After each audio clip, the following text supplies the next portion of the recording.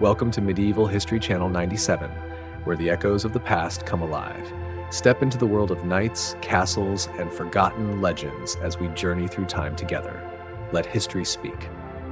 Hey, tonight we're not just recounting history, we're stepping into it, into the world of the Nubian Black Pharaohs, rulers who didn't just rise, they rewrote the balance of power in one of the greatest empires the world has ever known. But before we begin, take a second. If you find meaning in what we create here, if you feel the pull of these forgotten voices and distant echoes, then like the video, subscribe, and let's keep building this journey together. Drop a comment. Tell me where you're watching from and what time it is for you. I love knowing where in the world you are as we explore the past side by side.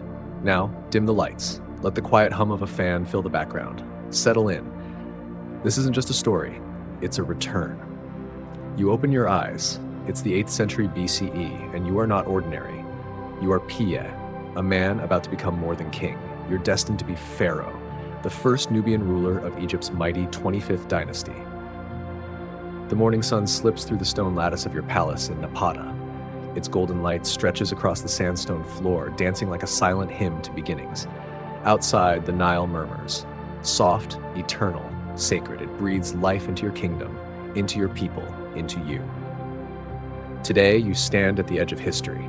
Soon, your reach will extend from the sun-baked lands of Kush to the shores of the Mediterranean. But this ascent, it won't be given. It must be claimed, with grace, with might, and with unwavering faith in the gods who watch over you. You sit up slowly. The bed beneath you is not just a place of sleep, but a symbol of status, carved from rare wood adorned with gold, ivory, and layered in linen finer than the winds that sweep through your land. The room is cool, shaded by walls thick enough to hold back the desert's rising heat.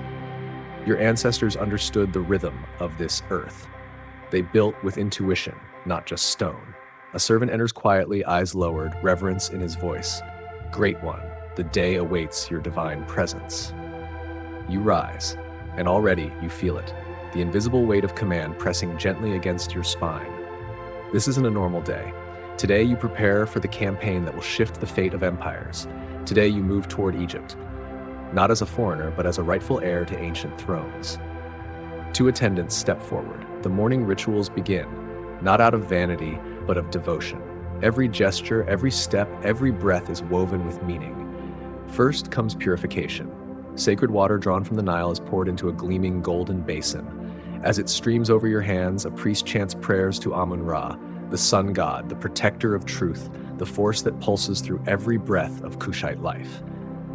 And in this moment, hands dripping, heart steady, you are not just a man. You are the vessel through which heaven and earth will meet. The Nubians have long revered Amun-Ra, the same god the Egyptians worship beneath the sacred columns of Karnak. But to you, this devotion isn't just tradition, it's destiny. This shared faith is more than a tool for conquest, it is your mandate.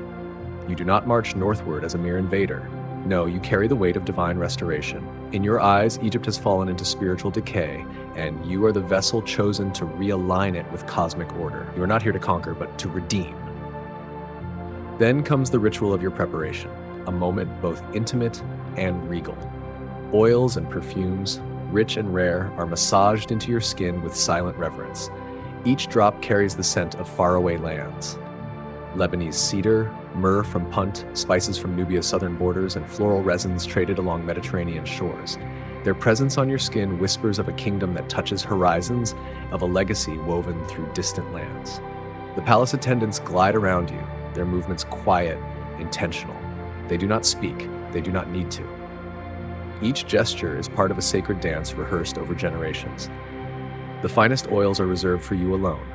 One small vial, fragile as glass, potent as power, could cost a farmer a year of labor, and yet it is poured without hesitation, because you are not simply a man, you are Pharaoh.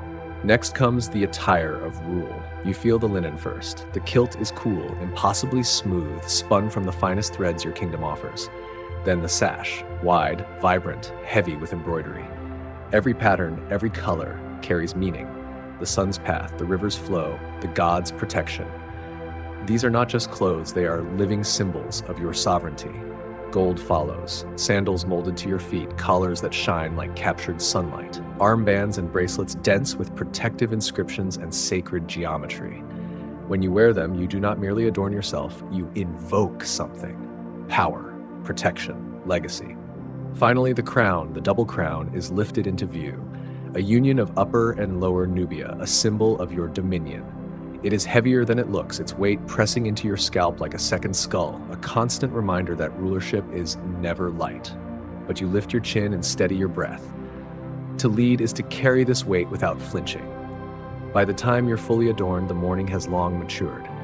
The heat is rising, and the regalia clings to your body with every breath. 15 extra pounds you must bear, not in privacy, but before the eyes of a kingdom. This too is part of kingship, to be watched, to never falter.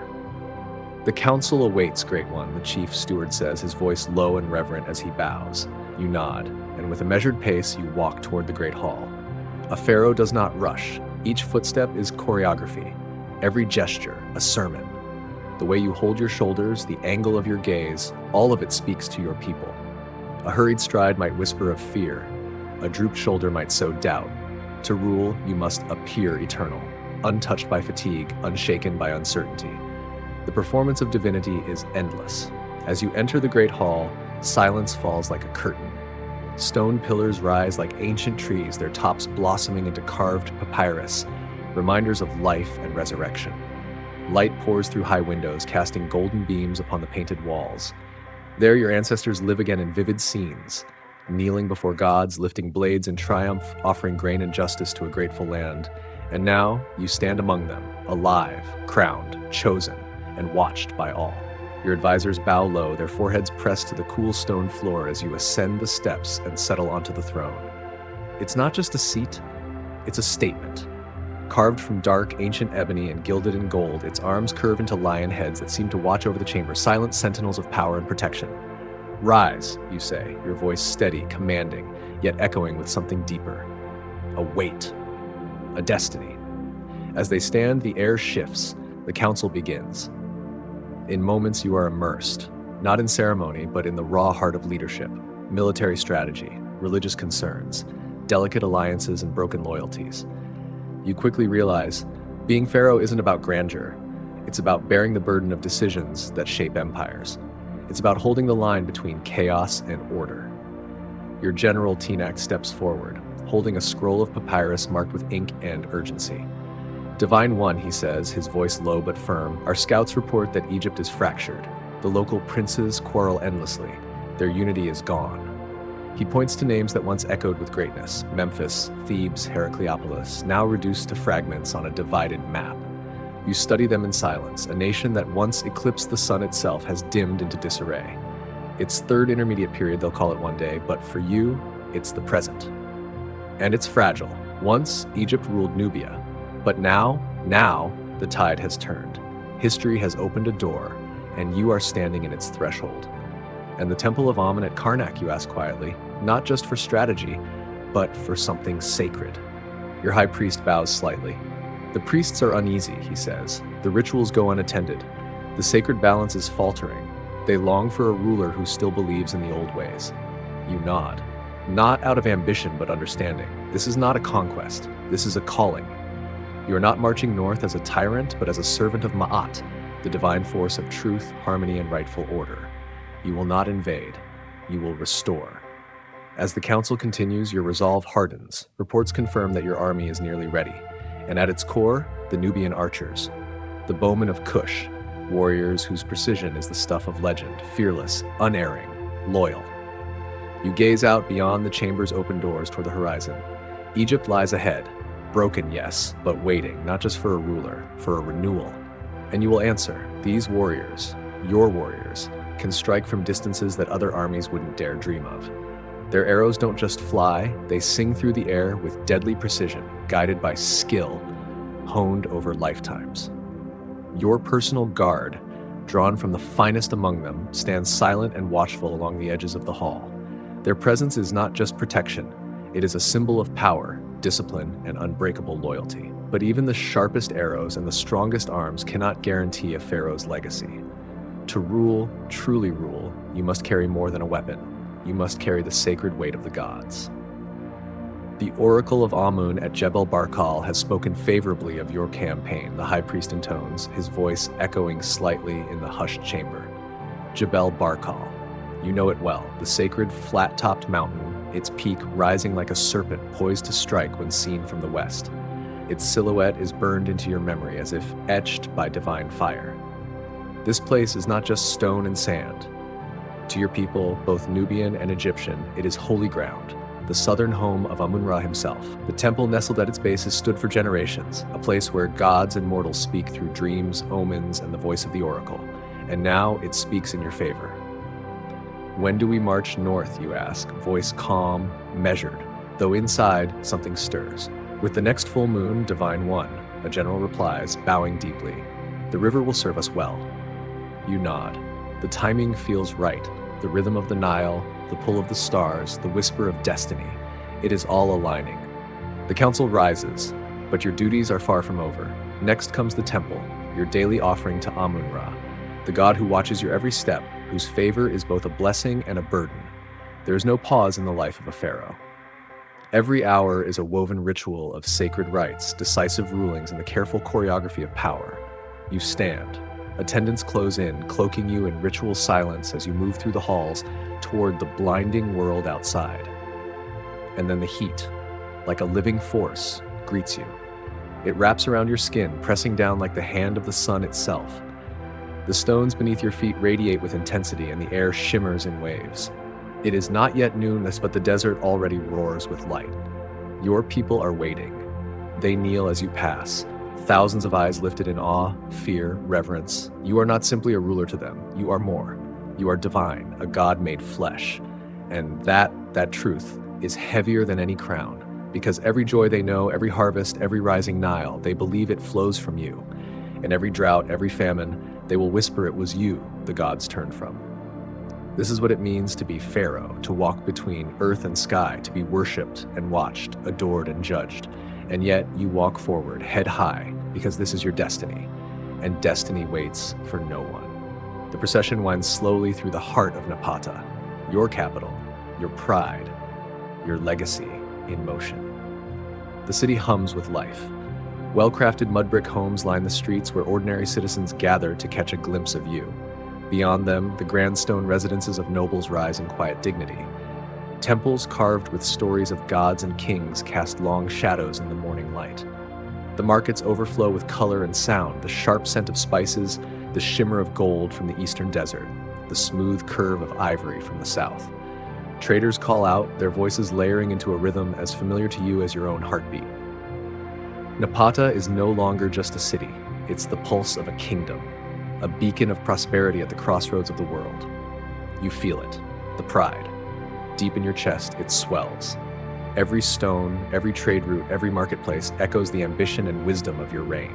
Positioned at the very intersection between Central Africa and Egypt, your city holds the strings of commerce and culture alike. That wealth, earned through diplomacy, dominance, and divine favor, fuels not only armies but the monuments meant to outlast time. Then the Temple of Amun rises before you.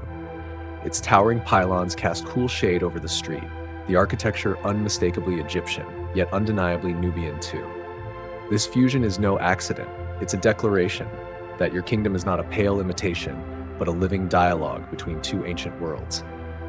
Inside, the air changes, it cools, grows still. The light narrows into solemn beams that pierce the darkness and rest gently on sacred walls. Incense curls through the space, fragrant and thick, clouding the senses in reverence. The murmured prayers, almost inaudible, create a hush that settles over your spirit like a sacred veil. You move forward, slow, measured, deliberate. The priests, dressed in white linen, bow as you pass, their eyes lowered, their hands steady with the smoking censers. And there in the sanctuary few may enter, awaits the sacred bark of Amun. Silent, regal, eternal. You are alone with the divine. Every movement of the ritual has been etched into your memory since childhood. Each offering, bread, wine, gold, must be placed with flawless precision. The high priest chants in both Nubian and Egyptian, his voice rising and falling like the Nile. You stand motionless for long stretches, your muscles burning beneath the weight of your royal regalia. But you do not flinch. You cannot. A divine king does not yield to fatigue, not here, not ever. And then the moment comes. The high priest turns, his face solemn, eyes alight with reverence. Amun has spoken, he declares. He blesses your northern campaign and names you his chosen, the restorer of balance in the two lands. Your heart does not race, it anchors. This is the confirmation you have waited for, not from men, but from the gods themselves. The burden of destiny no longer feels heavy, it feels holy. As you step back into the sunlight, it strikes you with blinding force. You blink, adjusting, returning to the world of mortals. But everything has changed. The god has spoken and your path is clear. Yet the day is far from over. There is still your audience to attend, the petitions of your people, their hopes, their needs. To be king in Nubia is not merely to rule from above. It is to be seen, to be known, to walk among your own, even if only in symbol. And so, with the scent of incense still clinging to your robe and the echo of prayers in your ears, you begin again, not just as ruler, but as living bridge between heaven and earth. A shaded pavilion has been prepared in the central plaza, its canopy billowing gently in the dry breeze, offering a fragile barrier between you and the relentless sun. You take your seat upon the elevated dais, the weight of your role settling across your shoulders like the very crown you wear. Today, you are not just a ruler, you are the embodiment of justice, the living connection between heaven and earth. Slowly, the common people are permitted to approach. Not too closely, of course, and only after your guards have examined them thoroughly, their eyes ever vigilant. Even a divine ruler must guard against hidden threats. Power, after all, breeds envy, and reverence cannot always be trusted. The petitioners step forward one by one. A farmer with calloused hands and eyes full of worry pleads for help over a land dispute. A merchant, dressed in worn but respectable robes, bows deeply, hoping to secure rights that might feed his family for generations. An official arrives with news from distant provinces. Dry words, but you read between the lines, sensing the pulse of your kingdom through each carefully chosen phrase.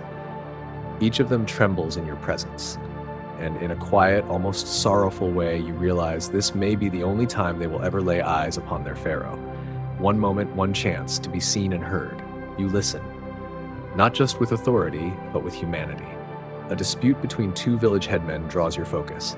Their voices rise, not in defiance but desperation over something as precious as life itself: water. In this land, scorched by sun and time, access to water is survival. Your advisors watch you carefully, expecting a decision based on rank, politics, familiarity, but you see a deeper truth. You rule not with favoritism, but with foresight. You render a verdict that stirs surprise and then silence. You divide the water more equitably, but also decree that both villages join forces to construct a new irrigation system, a solution not just for today, but for generations to come. The divine Pharaoh is wise beyond measure, one advisor murmurs, and you can feel the sincerity in his voice. You allow yourself a quiet smile, not of pride, but of purpose. These are the moments that shape a legacy. While Egypt to the north fractures under its own weight, your Nubian kingdom endures, stable, steady, ascending. Now the sun sits high above, unflinching. The air is thick with heat, and even the ostrich feather fans waved by your servants do little to cut through it. A lesser leader would retreat, but you remain, because duty, true duty, does not rest when the sun is high. Foreign envoys arrive next. Diplomacy is a thread that weaves your kingdom into the larger fabric of the world. These relationships, forged not just in power, but in trust, are the silent pillars of your reign. A delegate from the Red Sea coast approaches, cloaked in formality and respect.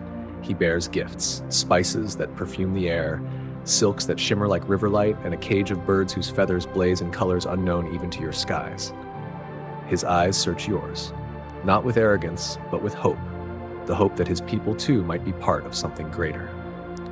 And as you gaze upon these offerings, the weight of your throne does not grow heavier. It grows deeper. For in every decision, every gesture, you are not just shaping a kingdom. You are shaping the memory of a people and the soul of an age. In return, you present him with gold, not just metal, but the sun-born essence of your land, gleaming with the quiet pride of centuries.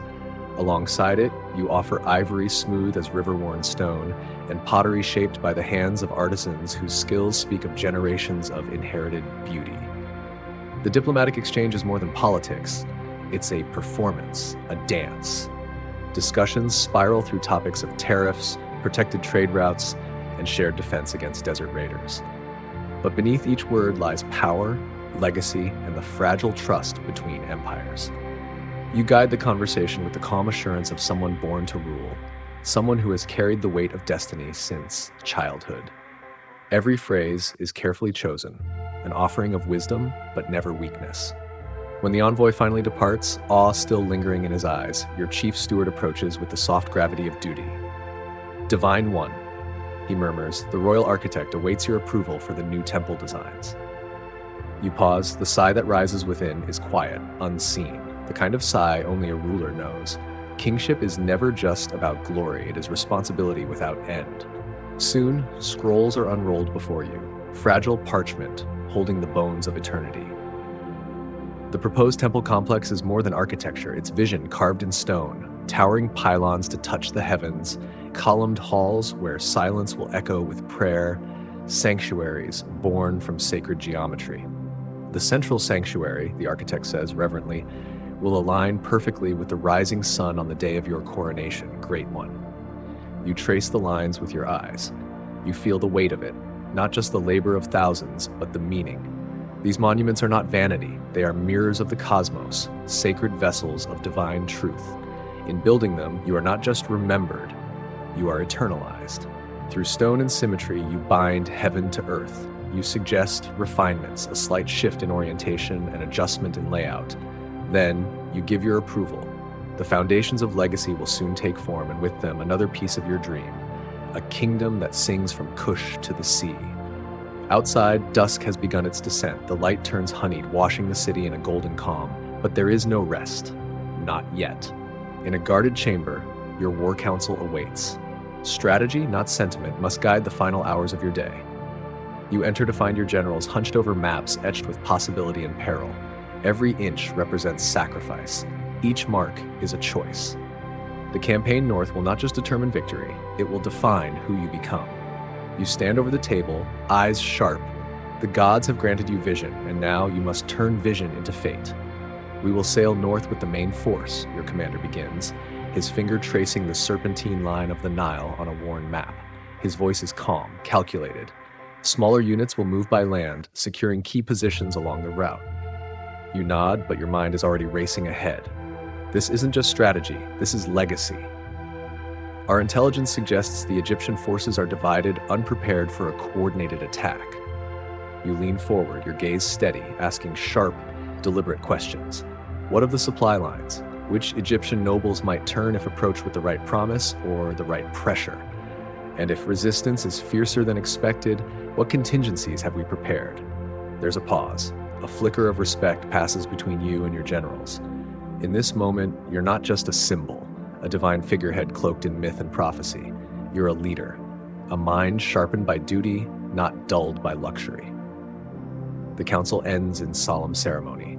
One by one, your commanders raise a shared cup to their lips, sealing their commitment with ritual and silence. A vow flows from their tongues, low, unified, and unwavering. For Amon-Ra and the divine Pharaoh.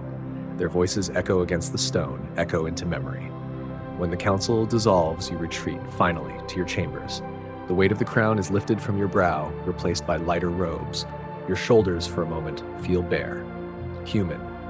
A lavish meal is set before you. Roasted meats, ripe fruit, soft bread, dark wine. But you eat sparingly, not out of discipline alone, but out of clarity. The hunger that matters most is not of the flesh, it's of purpose. As you dine, scribes read aloud the latest reports. Their voices blend with the soft rustle of parchment and the quiet clink of goblets. You absorb what you must. The mind must stay as sharp as the blade, then comes stillness. Night wraps the palace in velvet silence.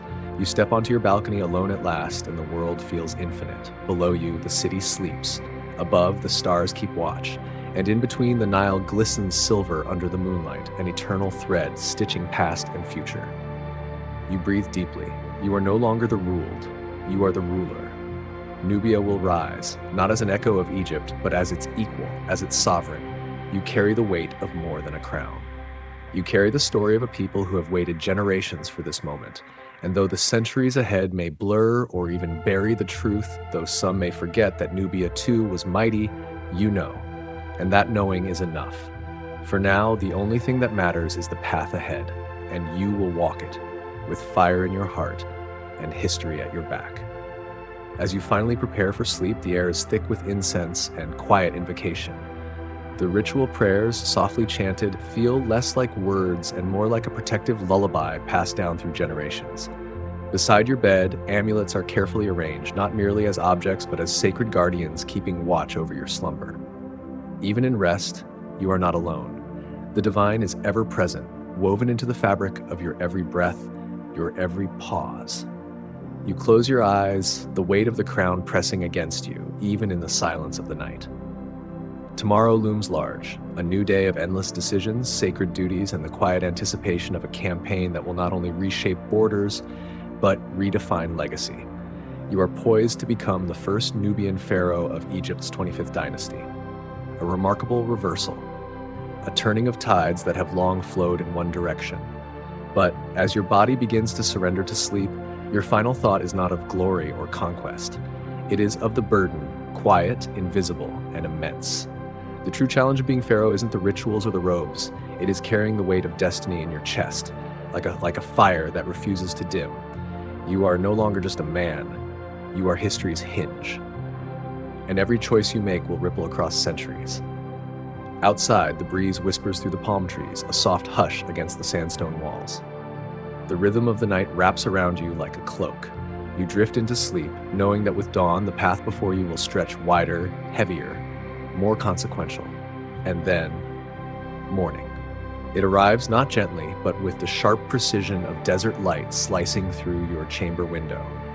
The tranquility of night is gone before you can even savor it. Attendants enter, purposeful and reverent. The day has begun, but this morning is different. Today marks the beginning of something far greater than routine. It is the start of your northern campaign. The day you march toward destiny. The armies are gathered. The ships wait like silent warriors upon the river.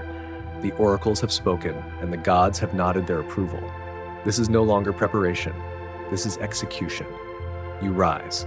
The rituals of dawn unfold as always. The sacred water poured over your skin, oils massaged into your limbs with careful devotion, the robes of royalty draped upon your shoulders. But then something shifts. Today, your attendants bring more than silks and incense. They bring the regalia of war. Over your garments, a breastplate of bronze scales, hand-forged and kissed by sunlight, is strapped across your chest. Your sword, carved with symbols of power and divinity, gleams as it's laid in your hands. Its hilt, gold, ivory, and history all in one. The high priest steps forward. He lowers his eyes, extends his hands, and offers a single potent blessing. May Amun guide your blade. And in that moment, before the march, before the battle, before the world is changed, you feel it. Not fear, not doubt, but the electric pulse of purpose. You are PA, and history is already listening. You step outside your palace, and for a moment, the world stills. Before you lies a breathtaking sight, an ocean of warriors stretching beyond the horizon. The morning sun glints off bronze shields and polished spears, casting a golden shimmer over the gathered ranks. Your heart swells with pride and gravity. These are not just soldiers.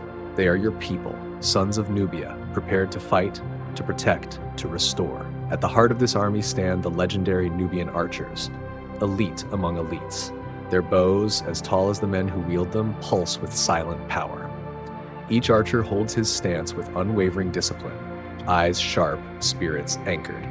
These bowmen are not merely warriors. They are living symbols of fearlessness, known across the ancient world for a precision so uncanny it borders on the divine. Their arrows can pierce armor from distances that defy belief. Each shot a whisper of death sent by steady, sacred hands. But it is not just their strength that humbles you. It is their faith. These warriors have prepared not only with steel but with spirit. Many have stood waist deep in the holy waters of the Nile, letting the current wash away fear and doubt. Their bodies are painted with sacred symbols, their chests adorned with protective amulets, a quiet devotion etched into every line of their being. Among the banners that flutter in the desert breeze, some bear the falcon of Horus, others the ram's head of Amun, reminders that the gods march with you. Great One, your general approaches. The fleet awaits your command. You nod in silence, your mind steady, your heart resolute. As you walk toward the riverbank, the Nile glimmers like a silver path guiding you toward destiny. There, your royal barge awaits. Not just a vessel, but a floating sanctuary. The hull is painted with protective eyes, wide and watchful, guarding your journey through treacherous waters. The cabin, adorned in gold and sacred symbols, reflects the majesty of your mission. As you ascend, musicians begin to play, flutes crying out in exaltation, drums echoing the heartbeat of a nation. Priests walk the deck, burning incense that curls like smoke from the spirit world, their voices raised in prayers older than any throne. The air is thick with reverence. This is not conquest, this is restoration, a divine calling. A vow to bring order where there is ruin, to return light to a land dimmed by chaos. Then a blast of trumpets. The fleet begins to move. The Nile carries you forward, a slow and sacred procession. But destiny is never handed freely. The cataracts await, wild, unforgiving places where the river becomes a beast. Jagged rocks pierce the water like spears, the current grows restless. As your ships approach the first cataract, the tension rises. Commands are shouted, sails are lowered. Some vessels must be lightened, their cargo carried overland. Others navigate through impossibly narrow channels, every second demanding perfect precision. You watch in silence from your barge, your hands resting on the railing, your breath steady. Your captains, brave, brilliant, guide their ships with a mastery born of blood, wind, and tradition. One wrong move, and the river takes all. But not today. Today, the gods are with you, and the river, fierce as it may be, will carry you north, toward fate, toward legacy, toward a chapter of history that only you can write. The Egyptians believe these cataracts protect them from southern invasion, your advisor says quietly. They think no large army could navigate these treacherous waters successfully. You allow yourself a faint, knowing smile. Then they will be surprised. Days drift by as your fleet cuts through the Nile, steadily moving north. The world around you begins to shift. The narrow green ribbon of fertile land along the river widens, dotted with more frequent settlements. You are crossing into Upper Egypt, the land of ancient temples and deep-rooted traditions. The first real test comes at Elephantine, the traditional border between Nubia and Egypt. There, a small contingent of Egyptian soldiers has hastily prepared defenses. They clearly didn't expect an army like yours. Still, they stand firm, loyal to their local ruler and determined to resist. You glance over your army, vast and formidable. You could crush them without effort, but instead, you choose another path, a choice that will define your campaign. Tell them this, you instruct your herald, voice steady with authority. I come not to destroy, but to restore Ma'at, divine order. Those who recognize me as the chosen of Amun will be treated with honor. Those who resist will face the consequences. The garrison commander requests time to consult with his superiors. You grant it, a sign of your measured restraint, surprising even your own generals. By dawn, the soldiers of Elephantine lay down their arms and accept your rule. Your first victory won not through bloodshed, but through respect and power combined. As your army advances deeper into Egyptian lands, this pattern unfolds again and again. Some cities surrender at the mere sight of your strength. Others hold out until they witness your resolve firsthand. You govern with wisdom, treating the surrendered with respect. Local officials are allowed to keep their posts, so long as they swear loyalty to you.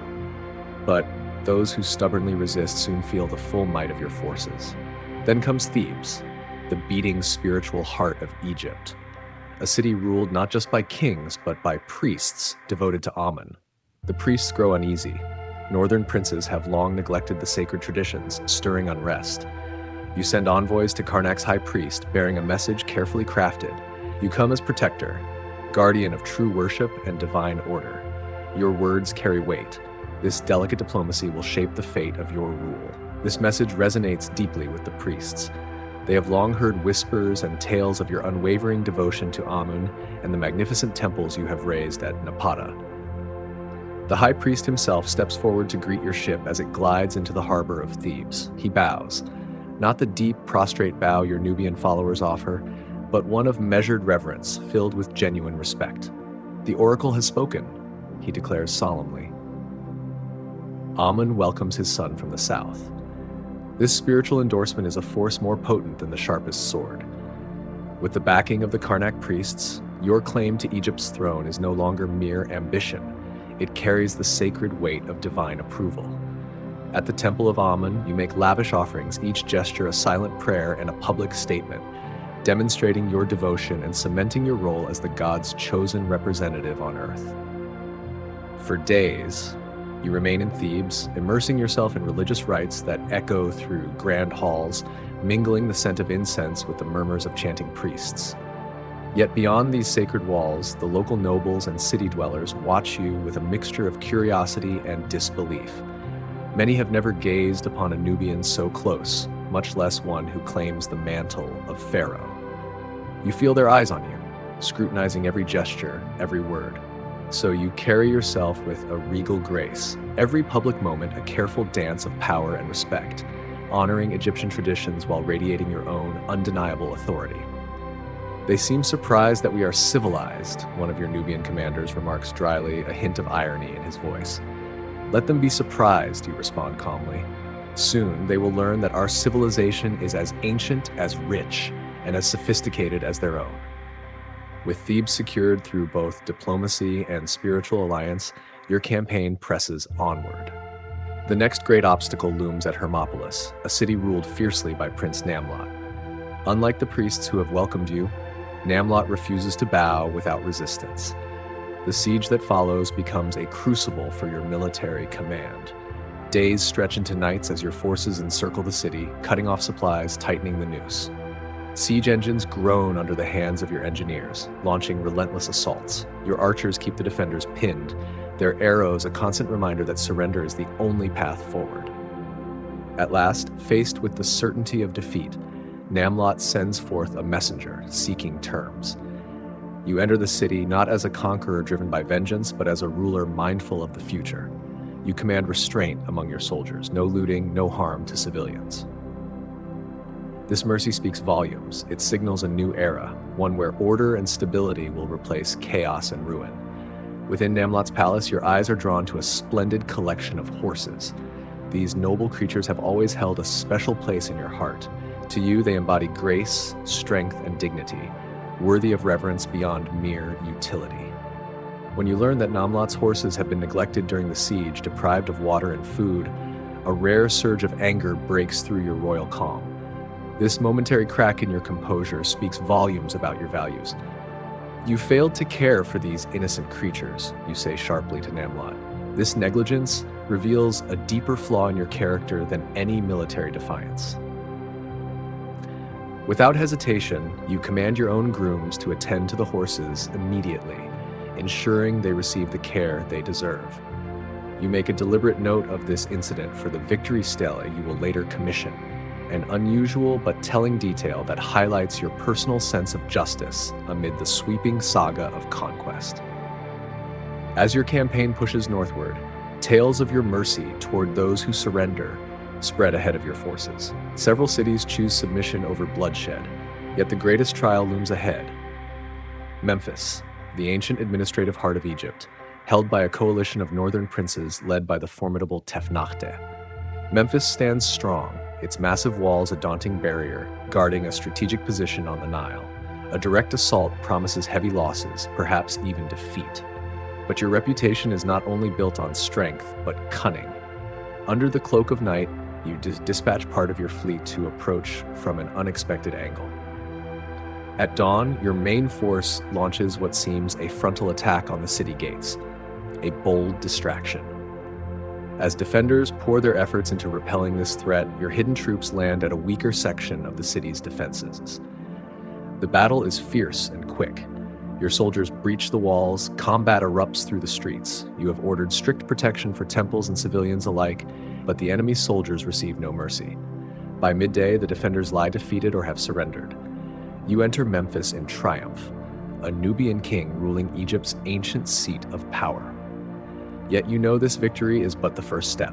The true challenge is governance, commanding respect, forging alliances, and winning the hearts of those you now rule. In the days that follow, political delicacy guides your actions. You meet with officials, priests, and nobles, discerning who will stand loyal in your new reign. You make offerings at Memphis's temples, especially honoring Ptah, the city's revered patron god. Each gesture is carefully weighed to solidify your legitimacy and to weave yourself into Egypt's timeless tapestry as its rightful pharaoh. Some of the northern princes, including Tefnakte, have fled rather than face your advancing army. You could pursue them, but instead, you choose a path that surprises many. You send messengers with offers of reconciliation. If they submit to your authority, they may keep control of their territories as vassals, but only if they swear loyalty to you as pharaoh. Is this wise, Divine One? Questions one of your generals. These men will remain threats as long as they live. Perhaps you admit, but I have not come to dismantle Egypt's governance, only to unify it under true divine authority. If they accept me as their rightful ruler, I will accept their local administration. This pragmatic approach, unusual for conquering kings of this era, shows your deep understanding. Egypt's complex administrative system cannot simply be replaced by outsiders. It is wiser to integrate it under your supreme rule than to tear it down entirely.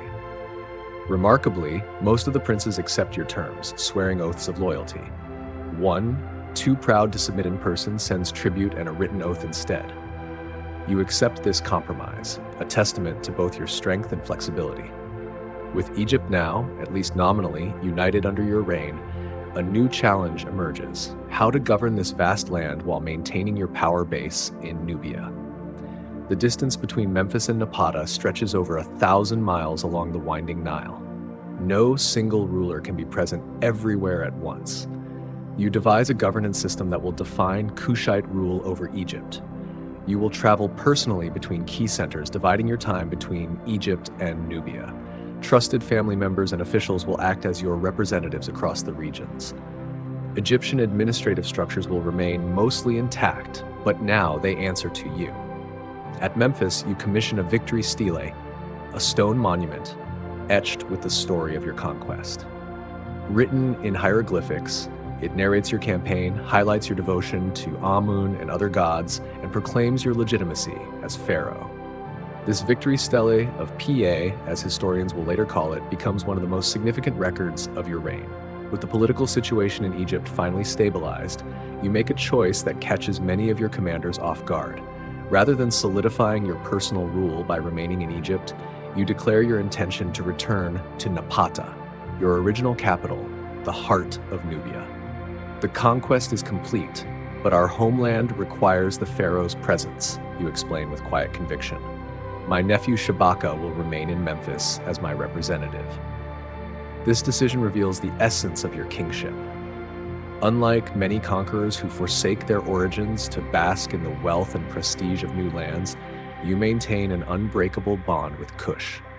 Your identity remains deeply rooted in Nubia, even as you bear the weighty crown of Egyptian pharaoh.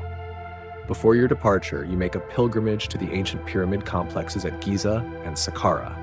Standing in the long shadows of these timeless monuments, built nearly 2 millennia before your reign, you are overwhelmed by their majesty and spiritual power.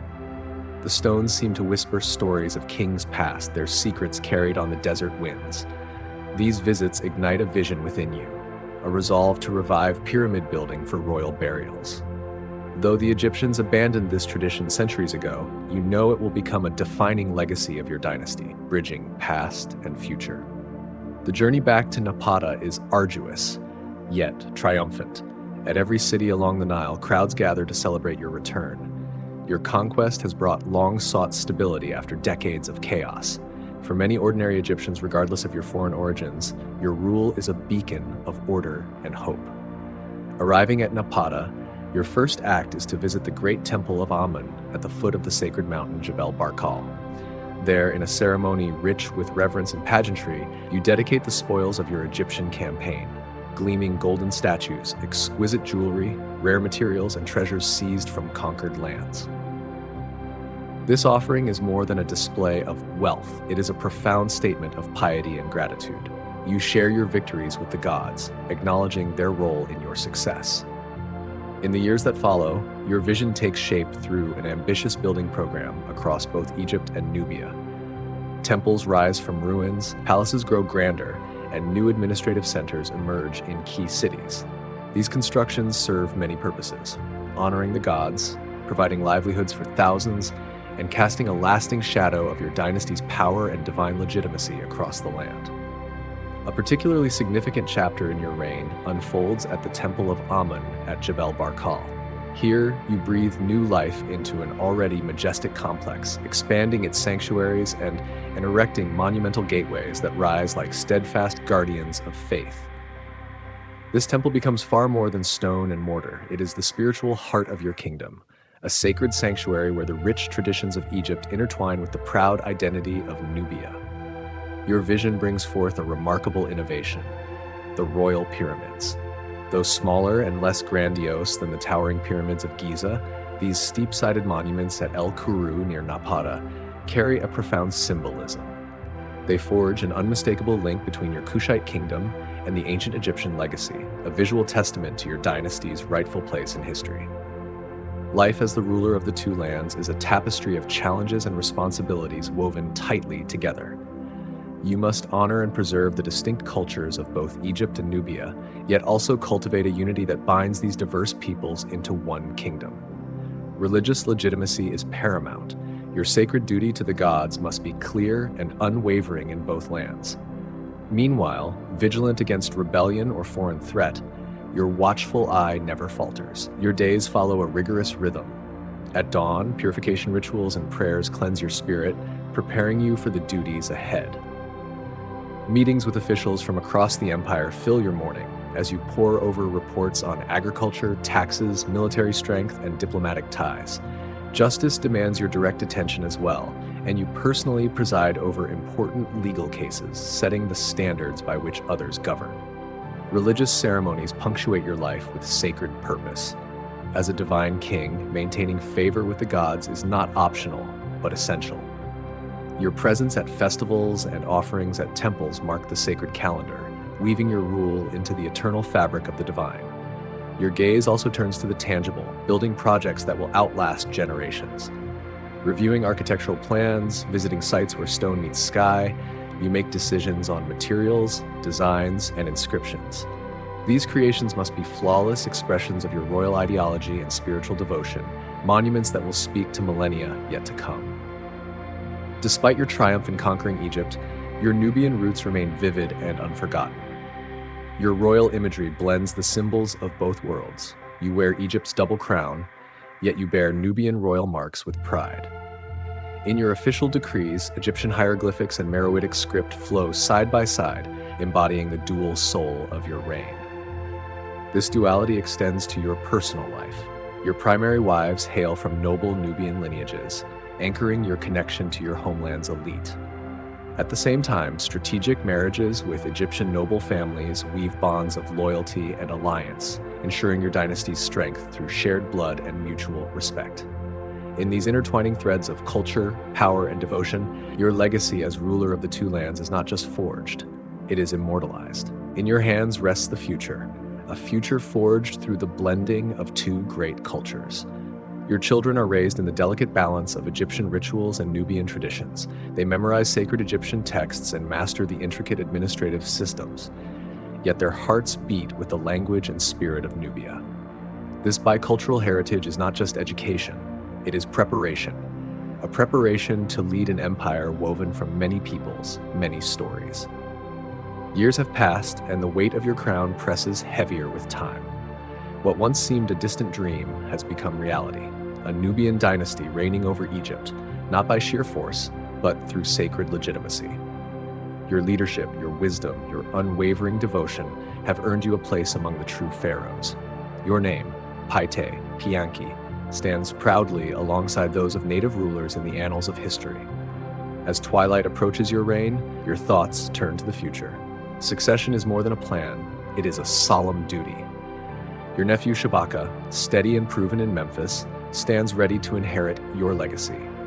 The peace and stability you have built depend on a smooth passing of the crown. In these final years, you commission your eternal resting place, a pyramid at El Kuru, destined to safeguard your mummified form and the treasures meant to accompany you into the afterlife. The burial chamber is a sacred canvas, adorned with vivid scenes of your communion with the gods, especially Amun-Ra, to whom you have shown unwavering devotion throughout your life. When death arrives, you meet it as you lived, with dignity and calm. Your body undergoes the sacred Egyptian mummification, preserved beyond time. You rest in honor, surrounded by offerings and amulets, your legacy sealed within stone. Your dynasty will endure nearly a century, a beacon of stability, spiritual revival, and cultural flourishing. Future generations will remember you as the Black Pharaoh who bridged worlds, a conqueror ruled by faith and wisdom. Though your death closes one chapter, it opens another. The remarkable Kushite 25th dynasty marches on, its story far from finished. Now, envision yourself as Shabaka, nephew to the great Pianki, the new pharaoh of this mighty dynasty.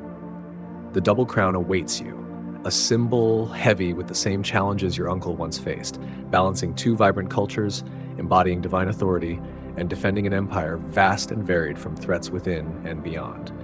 The legacy continues, and the future unfolds in your hands. The weight of the double crown presses heavily upon your head as you contemplate the vast empire now under your command, stretching from the depths of Nubia to the shimmering shores of the Mediterranean Sea. Your uncle was the conqueror, the bold force who claimed Egypt. But your challenge is even greater, to forge a lasting, unshakable rule, to make Nubian sovereignty accepted not only by the Egyptians, but by your own Nubian people as well. The morning sun pours through the grand columns of your palace in Memphis, casting golden light upon the stone and sand. Unlike your uncle, who returned to Napata after his conquest, you have chosen to remain here, in Egypt's heartland, the seat of power and tradition. This is no mere preference, it is a strategic necessity. To truly rule Egypt, you must dwell within its pulse. Your day begins with rituals that echo those of your ancestors, yet bear the distinct mark of your devotion. You are known for your reverence to the ancient ways, for your mission to restore the classical religious practices that once defined this land. This commitment to tradition will shape your reign and echo through history. As your attendants drape you in the resplendent regalia of Pharaoh, your thoughts turn to the day's most solemn moment, the unveiling of the stone that future generations will know as the Shabaka stone. To you, it is more than stone. It is a sacred text, a testament, a legacy. Is the temple prepared, you ask your chief priest. With reverence, divine one, he replies, bowing deeply. The stone rests within the temple of Ptah as you commanded. This project holds your heart. The words inscribed on ancient fragile papyrus were fading, threatened by time and decay. You have ordered them carved anew, etched deeply into black basalt, enduring, eternal. The text recounts the Memphite theology, revealing how the god Ptah shaped the world not through brute force, but through thought, the heart and speech, the tongue. It is a profound truth, linking creation itself to Memphis, the very city over which you now reign. What you cannot yet grasp is how far beyond your reign this stone will endure. Nearly 20,500 years from now, it will be unearthed by distant hands, European archaeologists, becoming a vital key to unlocking the mysteries of ancient Egyptian faith and philosophy. And through this stone, your legacy, like the god's own words, will echo across millennia. Your act of preservation will outlast even the thunderous echoes of military conquest that brought your family to power. It is through this steadfast guardianship of ancient wisdom that your true legacy will be etched into the sands of time. After a light breakfast of bread and dates, accompanied by the smooth taste of watered wine, you rise and make your way to the temple for the dedication ceremony. The procession through Memphis is nothing short of magnificent. Guards part the crowds like waves, musicians fill the air with solemn melodies, and priests bear sacred emblems high. The people prostrate themselves as you pass, recognizing you not merely as a ruler, but as a living god walking among them. The Temple of Ptah, one of Memphis's oldest and most revered sanctuaries, embraces you with its cool, dim interior, a sanctuary from the rising heat outside.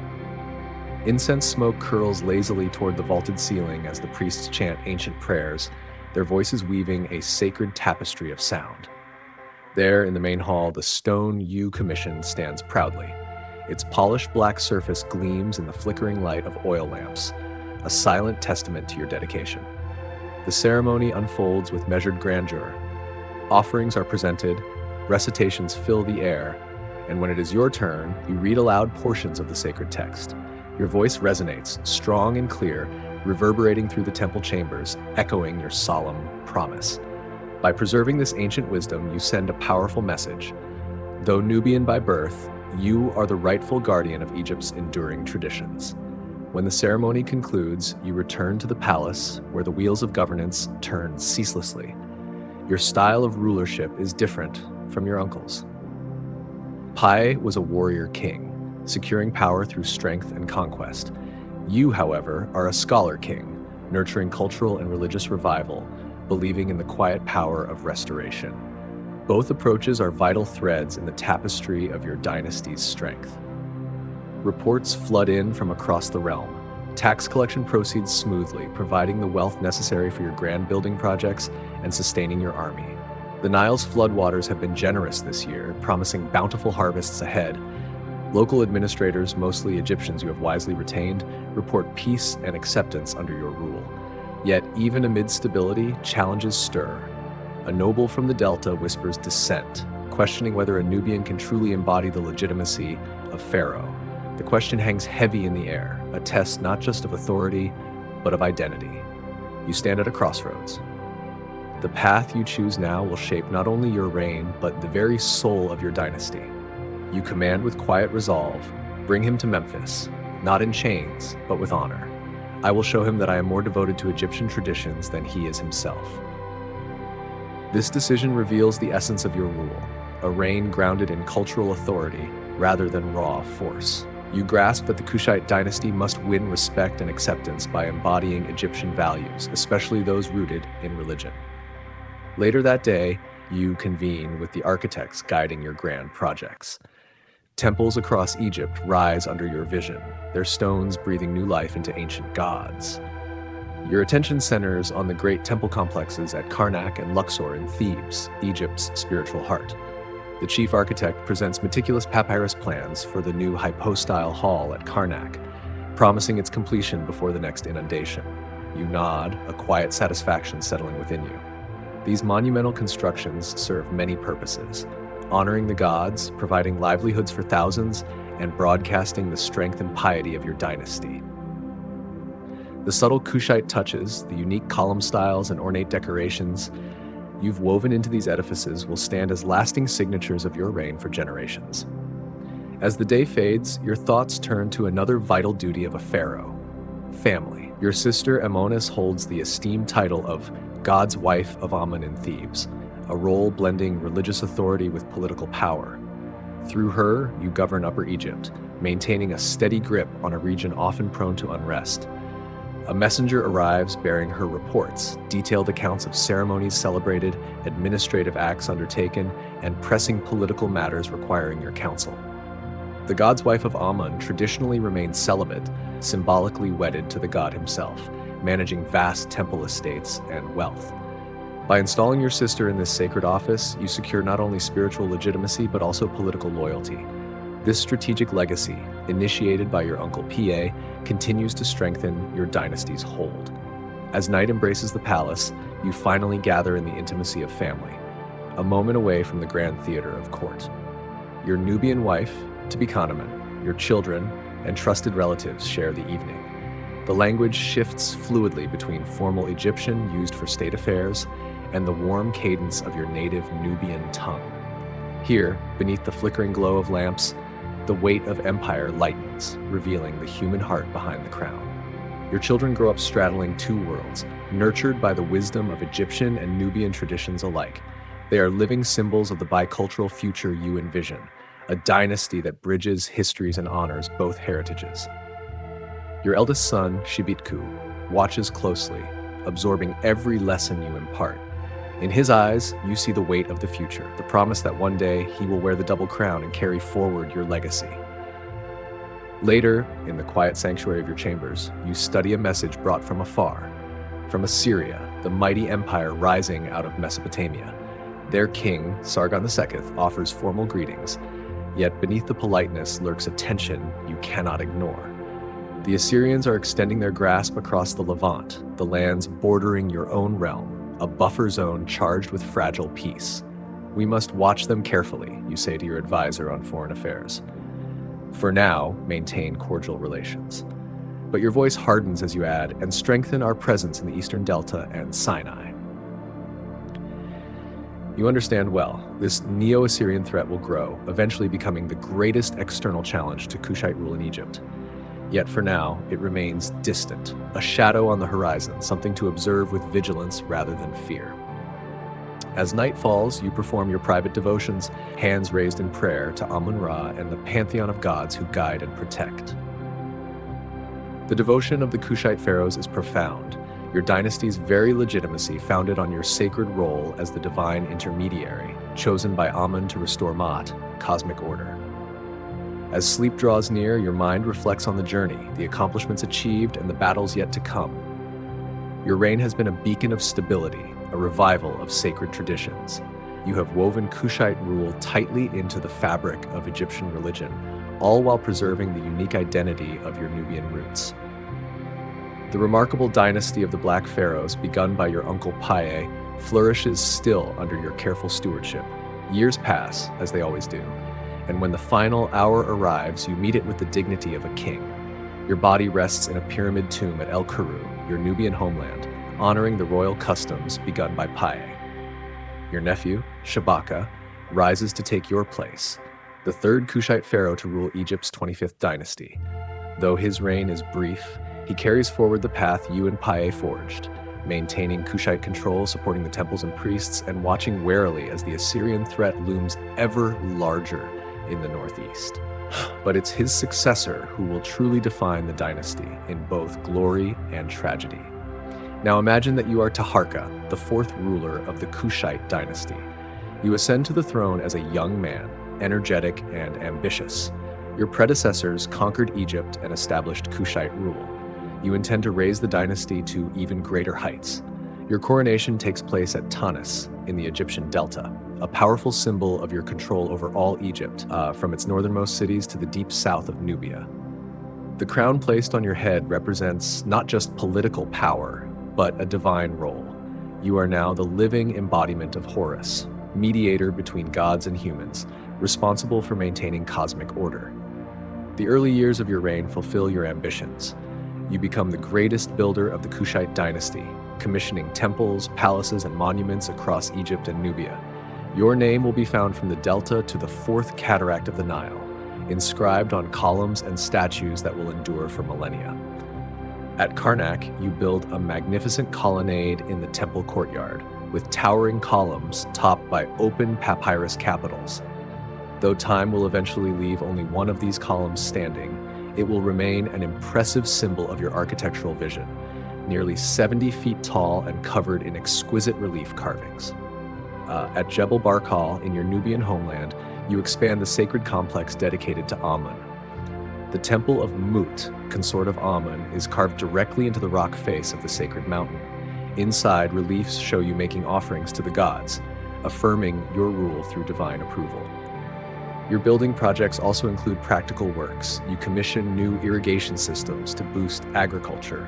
Wells are dug in desert regions to support trade routes. These practical improvements benefit the everyday lives of your people, while also strengthening your kingdom's economy and military position. One morning, as you review plans for a new temple at Kawa in Nubia, a messenger arrives with concerning news from the northeast.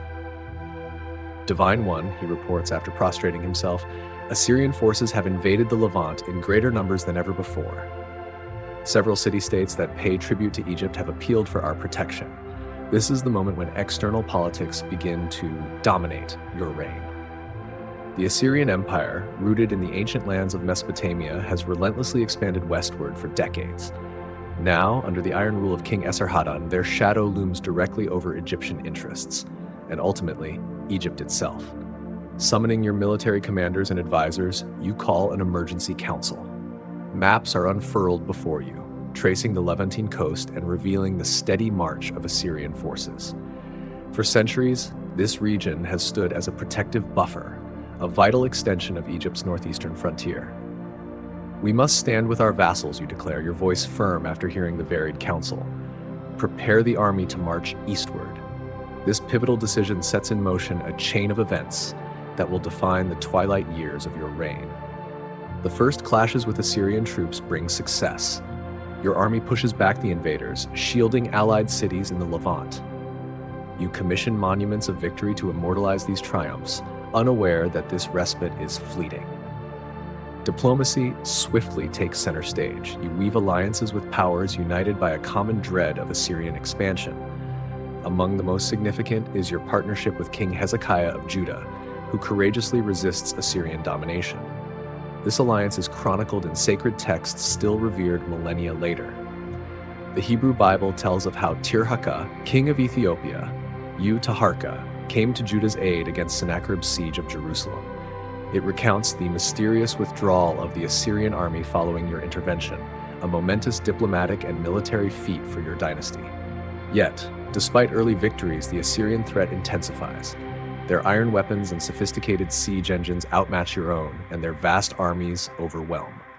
The kingdoms of Egypt and Kush, rich and cultured, find themselves pressed by the relentless tide of Assyrian might. Then, in 66 and 71 BCE, calamity strikes.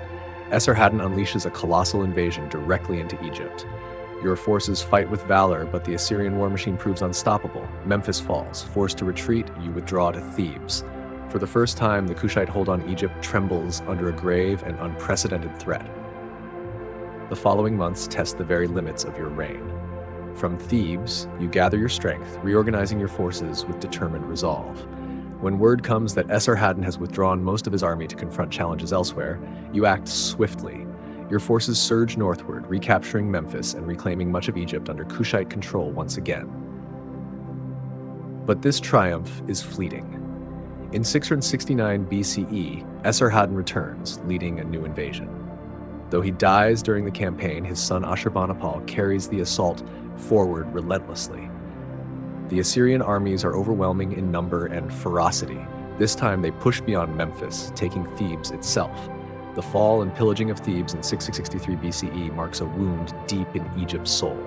This sacred religious center, untouched for centuries, now lies in foreign hands. Temples and palaces are desecrated. Priceless treasures are seized and taken away, including 2 colossal obelisks destined for the distant city of Nineveh. Forced to retreat, you return to your Nubian homeland, ending Kushite rule over Egypt after nearly 100 years. The era of the 25th dynasty's reign over the 2 lands has come to a close, yet even in defeat, your royal dignity remains unbroken.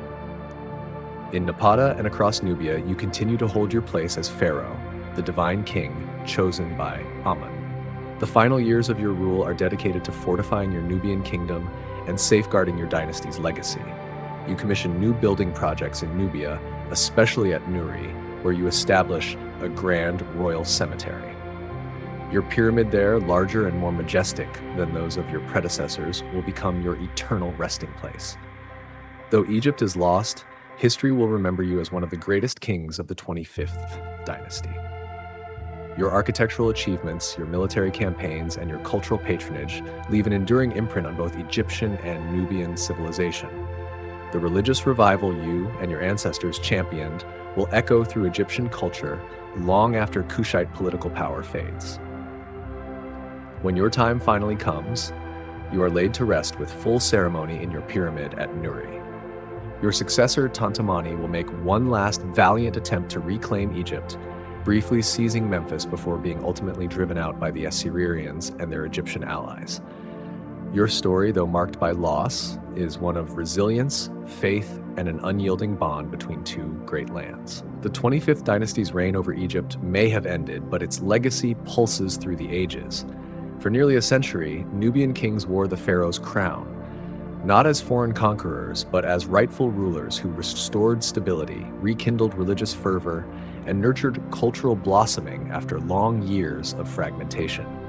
They governed with reverence to ancient Egyptian tradition, earning acceptance and legitimacy within a civilization that spanned millennia. The unique artistic style forged under your dynasty, an elegant fusion of Egyptian grandeur and Nubian vitality, continues to inspire creativity across both lands, a testament to cultural dialogue rather than dominance.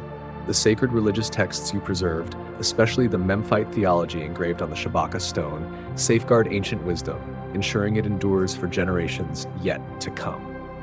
Your pyramids, rising proudly in Nubia, remain eternal monuments, not merely to your power, but to the refined sophistication of your people. Perhaps most profound is the truth your dynasty reveals. Egypt and Nubia were never locked in a one-sided relationship of dominance. Rather, these two great African civilizations shaped and transformed each other over thousands of years, sometimes as rivals, sometimes as allies. During your extraordinary era, with Nubians crowned as Egypt's divine rulers, the outdated narrative of a peripheral Nubia dissolves. Instead, your Kushite kingdom emerges as a sophisticated independent power with its own deep-rooted traditions, strong enough not only to withstand Egyptian influence, but to conquer and rule Egypt itself. The story of the Black Pharaohs stands as a powerful beacon, illuminating Africa's rich, complex history and the remarkable civilizations it nurtured long before European colonization. Beneath the stars that watch over your pyramid tomb at Nuri, your legacy lives, etched in enduring monuments, studied through ancient texts, and forever reshaping the story of two of Africa's greatest ancient peoples. Having traversed the sweeping political saga of the Nubian pharaohs, now we turn from royal courts and battlefields to the rhythms of everyday life. Because empires are not forged by kings alone, they are woven from the daily lives, toils, hopes, and beliefs of countless individuals, names often lost to history, but whose stories form the true fabric of a civilization. The sun's gentle light spills over the horizon, waking your village with a quiet warmth. Your mud brick home, sturdy and unassuming, holds the coolness of night within its thick walls, shielding you from the fierce heat that will soon rise. As you step outside, the familiar sounds greet you. The soft rustle of palm leaves, the distant calls of water birds, and the slow, steady flow of the mighty Nile just beyond the fields. Life here is woven tightly with the rhythms of the river. The floodwaters are both a blessing and a challenge, shaping each season and your daily toil.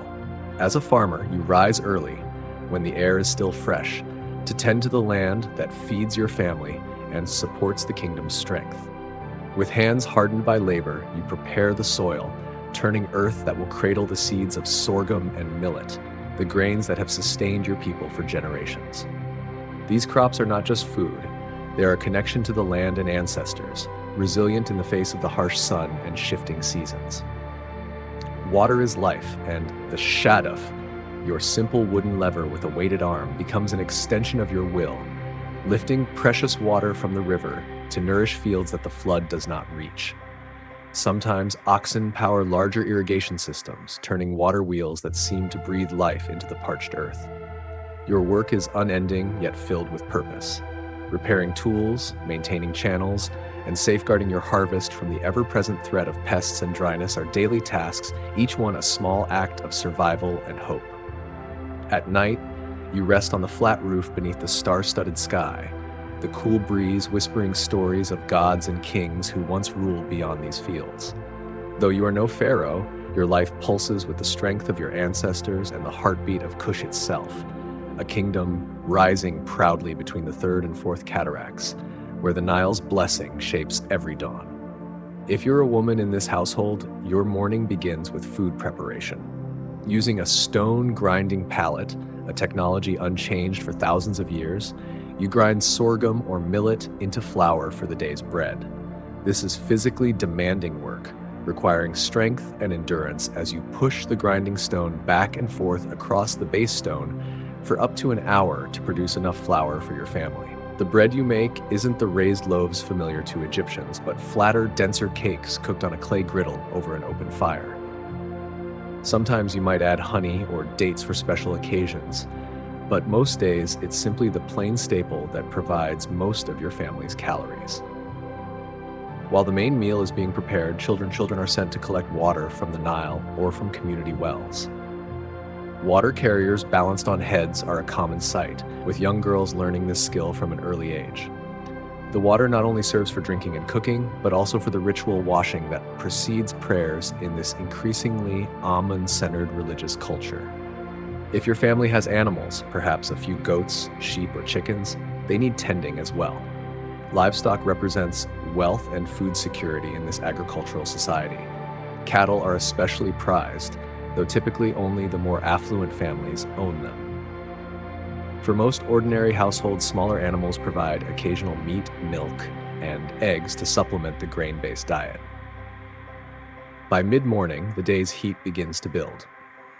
If you're working in the fields, you've already been laboring for several hours, perhaps alongside neighbors in a communal work arrangement.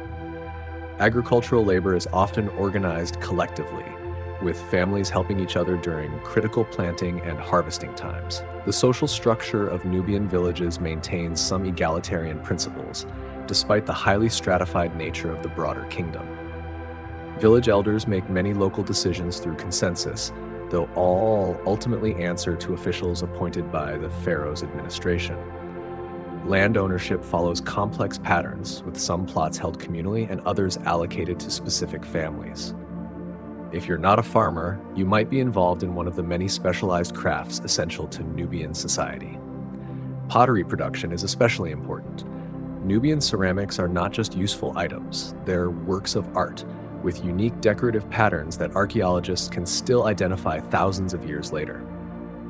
The characteristic black-topped redware created through a special firing technique is particularly prized. Other key crafts include weaving, basketry, leatherworking, and metallurgy.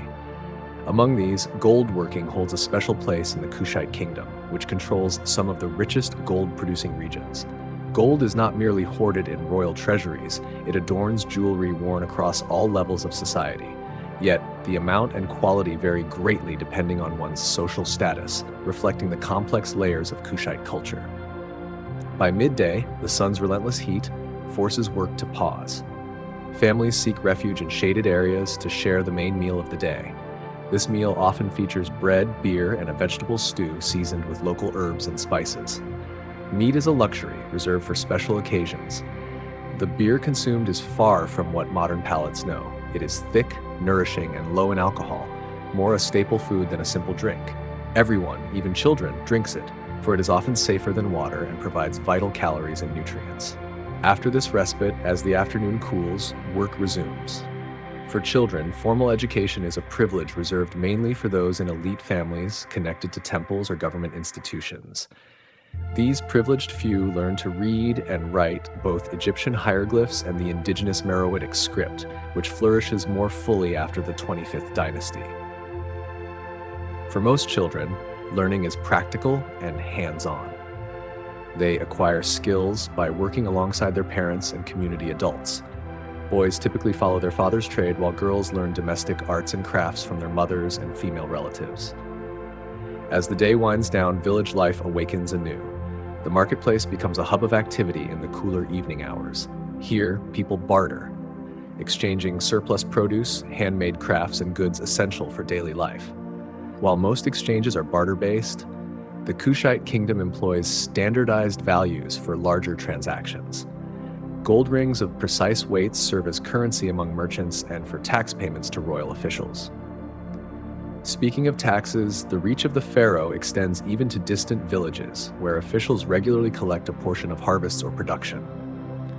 Royal scribes maintain meticulous records, while local headmen ensure communities meet their obligations. This system, though demanding, weaves a connection between the everyday lives of Kushite people and the greater power of the kingdom they serve. These taxes form the lifeblood of your kingdom, supporting the royal court, sustaining the temples, equipping the military, and fueling the grand building projects that define the 25th dynasty's legacy. Living amid the zenith of Kushite power, when your people hold sway over Egypt itself, you occasionally witness the tangible fruits of this wealth returning home.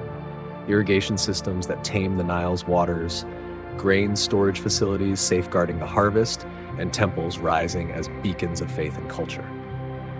The Kushite pharaohs, especially Taharka, earned renown not only for towering monuments, but also for practical public works that uplifted everyday lives. Their vision embraced both grandeur and the grounded needs of their subjects. As the sun dips low, the rhythm of the day shifts. Religious observances weave into the fabric of countless households. While grand temples bustle with professional priests performing elaborate rites, worship in homes and local shrines remains intimate and heartfelt. Within your home, small figurines embody the divine.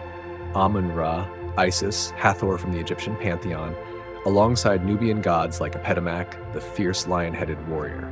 This spiritual tapestry reflects a remarkable fusion. Royal devotion centers on Amun-Ra, yet everyday faith embraces a wider circle of deities and ancestral practices. Echoes of the ancient A group and C group cultures whisper through these rituals, intertwined with Egyptian influences born of centuries-long cultural exchange. Protective amulets, cherished tokens of safety, are worn especially by children and expectant mothers, those seen as vulnerable to unseen dangers. Some are humble clay or stone pendants etched with sacred symbols. Others gleam with fayance's lustrous glaze, crafted with loving care. When evening meals conclude, perhaps simple bread paired with dried fish, lentils, or fresh vegetables, families gather in warmth and connection. Storytelling takes center stage. Elders breathe life into history and myth, weaving tales that bind community and identity. These narratives celebrate the deeds of kings and gods, yet also delight in tricksters and moral lessons, blending entertainment with wisdom. Music and dance ripple through the night, a vibrant heartbeat of communal joy and tradition, sustaining the spirit of your people as stars begin to glitter above. Simple instruments, drums made of pottery or wood stretched with animal skin, reed flutes, rattles, and small stringed harps, fill the air with music, accompanying songs and dances for both sacred ceremonies and joyful celebrations. These public performances mark festivals, weddings, and moments when the community comes alive in shared ritual and happiness. As stars glitter in the clear desert sky, village life slows and most activities fade. Without artificial light, people follow the rhythm of the sun, letting natural darkness guide their sleep.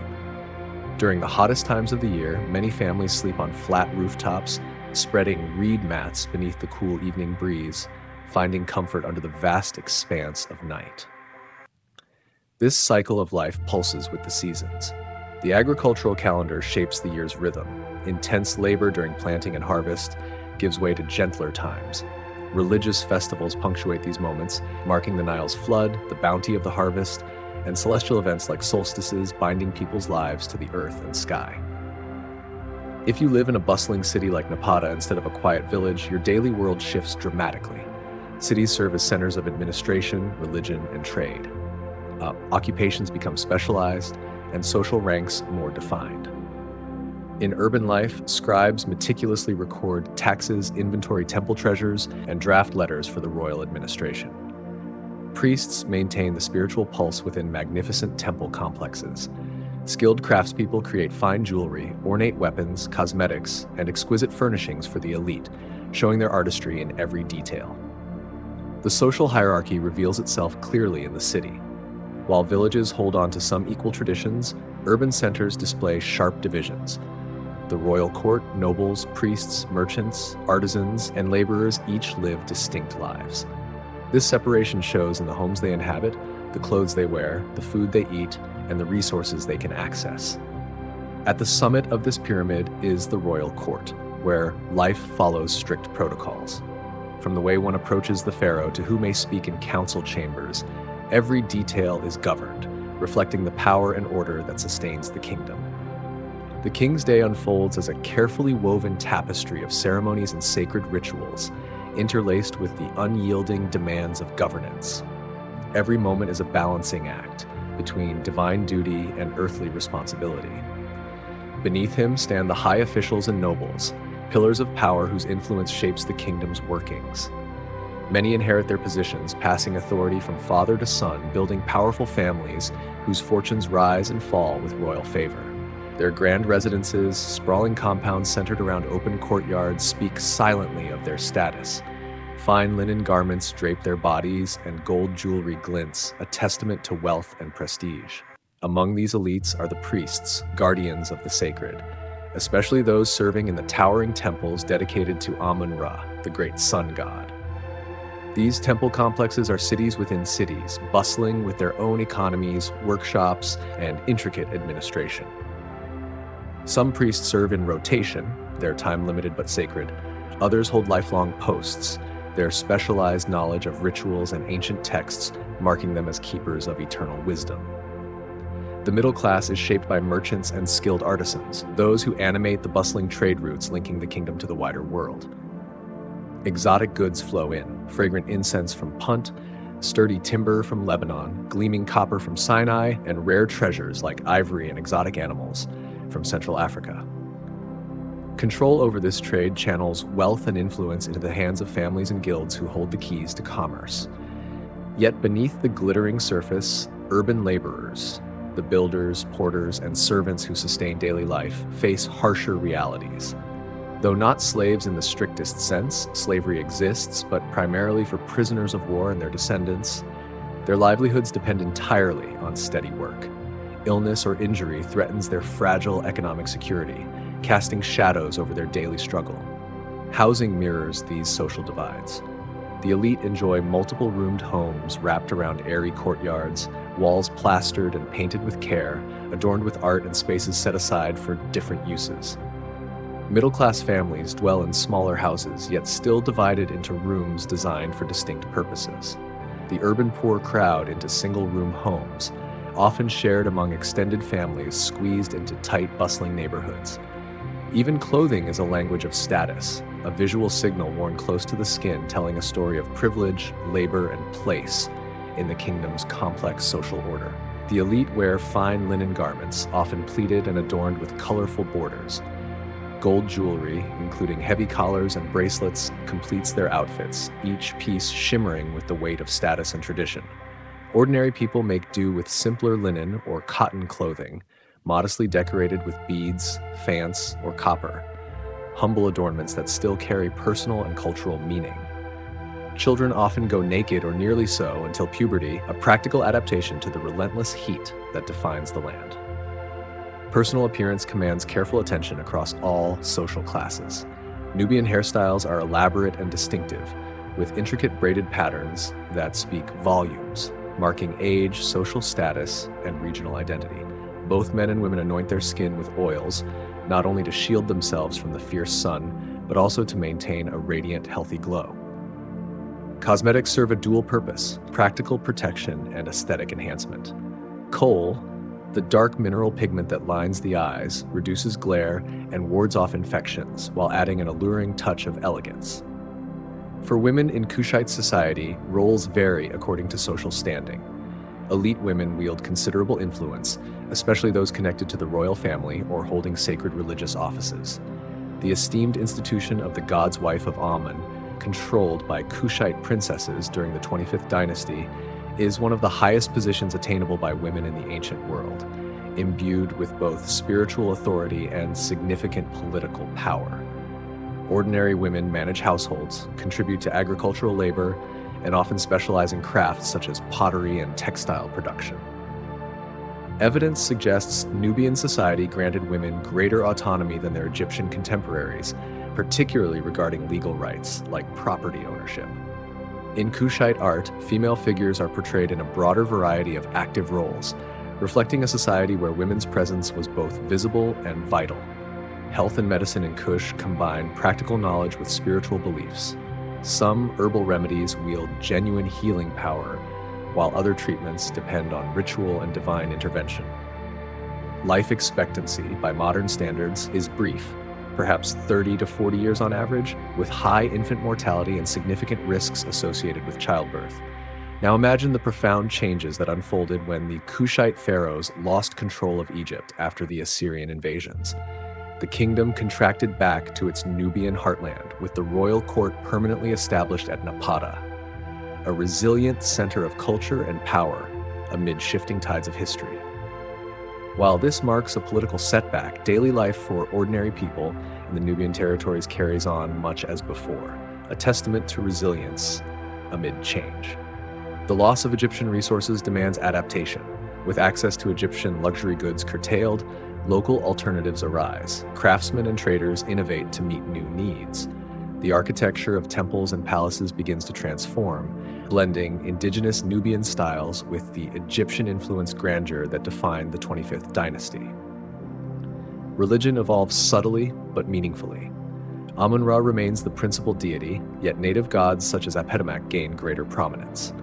Temples constructed after the retreat from Egypt showcase these uniquely Nubian divinities more boldly, while still weaving in Egyptian religious motifs, reflecting a rich, intertwined spiritual heritage.